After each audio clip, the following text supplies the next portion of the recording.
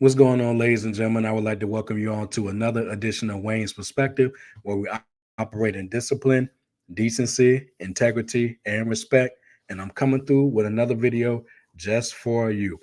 Before I get started, I want to say rest in peace to Congresswoman Sheila Jackson Lee of Texas. She passed away a few days ago. I believe it was on July 19th. And what's interesting here is that when the news broke, I did not get a notification on my phone. And I'm not sure if I missed it or not. But the only way that I found out about it was when I was going through my YouTube feed. I saw a clip from Texas talking about her passing.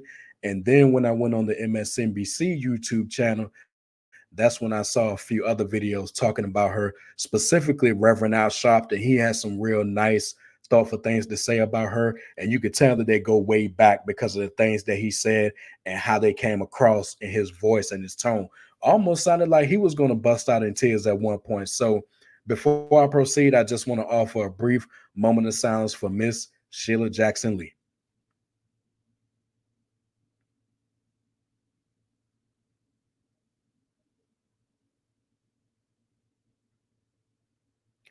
All right. Once again, rest in peace, Miss Sheila Jackson Lee. She will be missed.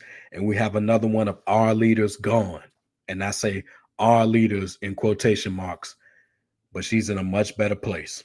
So rest in peace to Miss Jackson Lee. All right. So we're going to get to the actual topic of this video. And as you can see with the title, you already know what this is about. But before we get to that, I want to speak on Joe Biden's exit from the presidential race of 2024. Now, words couldn't express how disappointed I was when I received the notification that he was not going to continue his 2024 campaign. Initially, I wanted him to continue. However, with the continuous pressure that was being applied and facing hard data and reality, apparently he concluded that now was the time to pass the proverbial torch. Oh, check this here. The concerns about Biden's age weren't lost on me, and I know those concerns were there heading into the 2020 election. However, I still feel he had what it took to beat Donald Trump in November. I also realized that the debate performance on June 27th was not his best moment. Hell, he would have even told you that. But from there, that was in the news every day. Never mind what Trump said and how he acted that night, also. And even though Biden showed a noticeable fire in key campaign stops after the fact, we couldn't shake the reality that that debate damage was done. He tried, though. I'll give him that.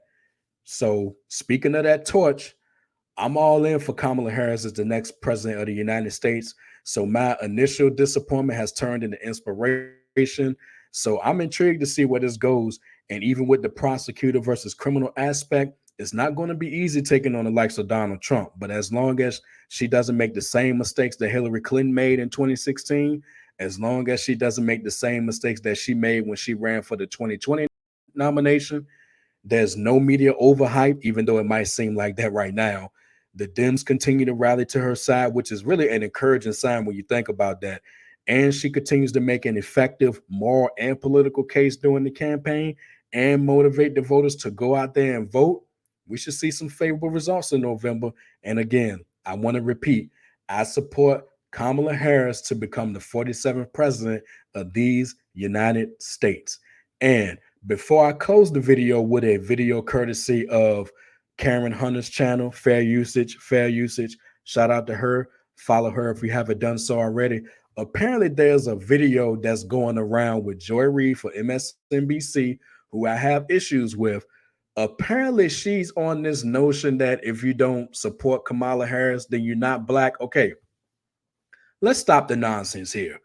It's not funny, it's not cute, it's not clever, and it's not entertaining. So just when I thought my issues with her was subsiding, she says something that brings those issues back. So, Ms. Reed, cut it out. With all that being said, I'm going to close the video right here with Karen Hunter's video that she put up today. So again, fair usage for this, fair usage.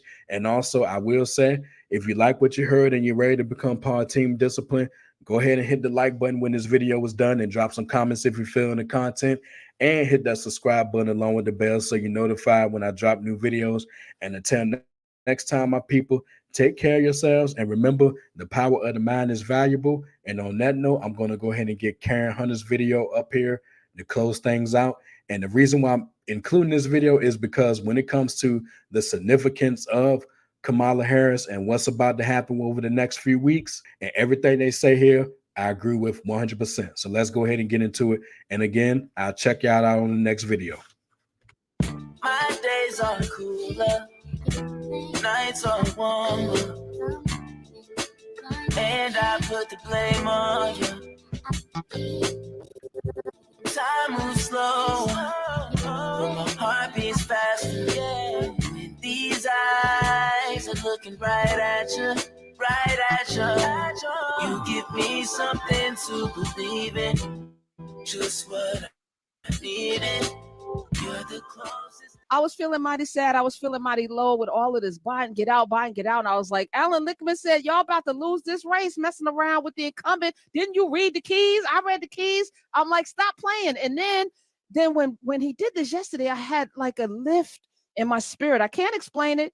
Maybe it was emotional, but I felt really good. I felt really good last night. I'm gonna say 100,000 women were on a Zoom call. They said 40,000, but I know someone that had a StreamYard click that was giving out the link to a bunch of us who couldn't get on because it was locked down. It was too many people in.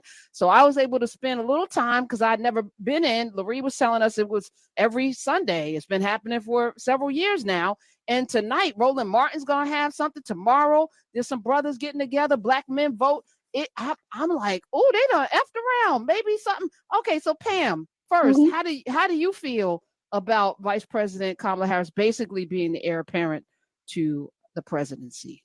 Can I just say that I was exactly where you were, angry at what looked to me like self-immolation and really damaging Joe. I didn't think he was going to get out. And more importantly, I think I really feared how the party would respond to Kamala, that they wouldn't coalesce around her. They would leave the channels open for a whole bunch of other people, and then we would have a whole bunch of infighting. And Joe surprised me because he didn't just get out. He full-throated endorsed her. And I get the sense that he waited to get out until he got the assurance from the party that they would rally around Kamala. Until he got that assurance, I don't think he was willing to get out. And I think that once he got that assurance, that was the thing that said, okay, I'm willing to go. And I put that in the context of understanding what he did for Barack Obama and legitimizing and making people okay with him being the first Black president, and to now do this for Kamala. To now stand with her and elevate her. It's not that she wasn't qualified or needed that, but we know our politics and we know our country. And without his endorsement, it would have been like, she's not good enough. But with his endorsement and the whipping of the party around her, it coalesced so much faster than I had anticipated. And the rancor and infighting that I was fearful of doesn't seem to be materializing at all. Quite the opposite. So doesn't sound like somebody with dementia, by the way, because I felt like he was like, oh, y'all, okay, he did for him. It feels very much like y'all best to, or else this is gonna be nasty. You want to lose? Okay, I'm gonna stay in because I really don't have dementia. I'm just old as hell and I'm tired a lot, and stuff may not all work the way it used to work when I was in my 60s, but mess around if you want to. And that's the fight I saw in him, and he did that. Is that true though, Don? Because your ear is to the ground. Your ears to the ground, bro. Is that what happened? Well, I think that ultimately he was convinced with the data. I think it's critical to understand, as we've learned over the last really 5 years of dealing with Joe Biden, or even 8 years if you go back to 2016, the Biden camp, which has been an extraordinarily successful political camp, a record label, if you will, they have had tremendous success because they made a president. There have been 46 in American history, right? And so if you're out here as a political operative, you cannot tell them that they have not been one of the most successful rap labels crews of all time in Washington, D.C., because not only have they made a president, but they made a vice president who sat at the right hand of our Lord and Savior, Barack Obama. And they also made an extraordinarily successful and well-liked president. So that crew is the Biden camp. That's a completely different camp than the Democratic Party leadership. So what we finally saw play out over the last 6 weeks, really in a post-debate universe, was the Democratic Party leadership finally coming to terms with the Biden camp. Perhaps it was inevitable. Perhaps more of it played out in public than made any of us comfortable. But that's what you saw was the physical manifestation of these camps not being the same. And then them finding a way to come together, coalesce around the president with the proper respect and protocol that he deserved, but do their jobs politically to make sure that the vice president was in position to not necessarily be coronated or handed this. Be very careful. Don't let nobody tell you we just handed it to her, you gave it to her without process. No, she is winning the open process, right? So we don't have to go through creating some type of liberal Hunger Games or obstacle course in which everybody gets to participate. No, we don't have time for that. But there is an open process. She has just mastered it and is succeeding at it. So when she calls and asks members of Congress for their support, she's asking for their endorsement so you can see it. Yeah, that's cool. But she's asking for a working endorsement. She's saying, hey, Jasmine Crockett, make sure that all of your delegates are pledged to me for the convention and in advance of the convention for this virtual vote that takes place on August 1st and 2nd.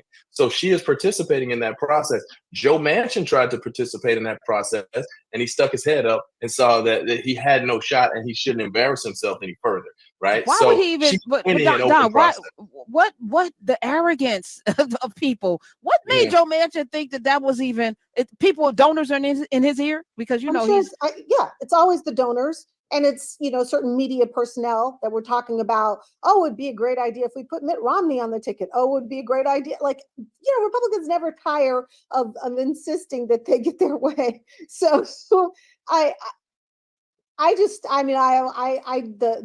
speed with which the delegate accumulation is happening is really quite extraordinary. In fact, in that call that we were on, that Zoom call last night, Donna Brazile was on that call, and she was literally periodically chiming in as to which next state's delegates had committed to Kamala. We were watching it happen in real time because they were instructing people how to call the delegates and get them to get their pledge their delegates to Kamala. And so we were watching something happening. It was extraordinary, and it's happening in real time.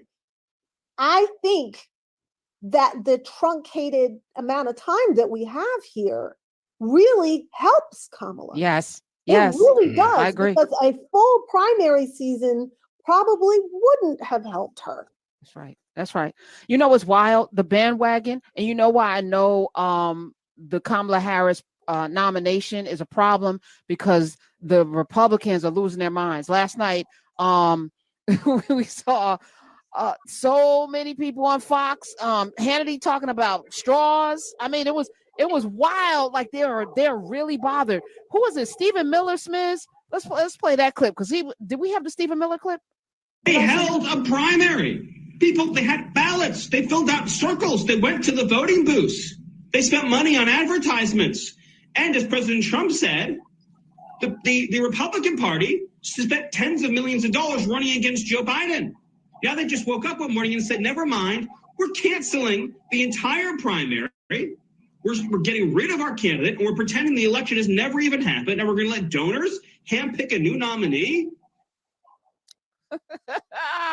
Trump out there tweeting. They are bothered by this, which tells me that they're worried about this, which tells me that she's a problem for them. Don, do you think she's a problem? She a problem? Yeah, I think electorally Kamala Harris presents a real obstacle, because if nothing else, she energizes a Democratic base in a way that we were not feeling last time I talked on your show. Maybe 2 weeks ago, there certainly was not this energy. We were all figuring out who we had to possibly try to drag in and figuring out how to talk about Biden's record, extraordinary as it is, but we didn't know exactly what to do. And we were dealing with the very moribund feelings about it being a stagnant campaign. So if nothing else, obviously there's all the substantive reasons we can get into later, but if nothing else, she's galvanized this campaign, and it represents a real shot in the arm that wasn't there 2 days ago.